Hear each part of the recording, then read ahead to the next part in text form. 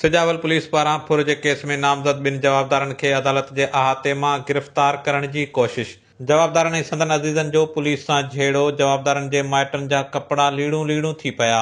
Sujawal police पारां ज़मानत लाइ पहुतल जवाबदार वसीम शेख ऐं शाहजहान शेख खे अदालत जे अहाते मां गिरफ़्तार करण जी कोशिश ते जवाबदारनि सां गॾु आयल संदनि अज़ीज़नि जो पुलिस सां झेड़ो थी पियो। झेड़े में पुलिस जवाबदारनि जे माइटनि जा कपड़ा लीड़ूं करे छॾिया, जंहिं बाद अदालती अमले ऐं वकीलनि विच में पई झेड़े खे टारे छॾियो। इन मौके ते जवाबदार वसीम शेख ऐं शाहजहान शेख जे माइटनि रमज़ान शेख, अली असगर शेख ऐं ॿिनि सहाफ़िन वारो इल्ज़ाम हणंदे चयो त सिजावल पुलिस बाअसर वॾेरनि जे चवण ते संदनि माइट वसीम शेख ऐं शाहजहान शेख खे फुर जे कूड़े केस में नामज़द कयो आहे। हुननि चयो त केस में नामज़द थियण बाद गिरफ़्तारी खां अॻु ज़मानत कराइण लाइ अदालत में पहुतल ॿिन्ही ॼणनि खे SHO आफ़ताब जागीरानी पुलिस नफ़री साण करे अदालत जे अहाते मां ज़बरदस्ती खंभण जी कोशिश कई आहे। हुन चयो त मज़ाहमत करण ते पुलिस मथनि तशदुद करे संदनि कपड़ा लीड़ूं करे छॾिया आहिनि, जंहिं बाद वकीलनि पहुची पुलिस जे तशदुद खां जान छॾाई आहे।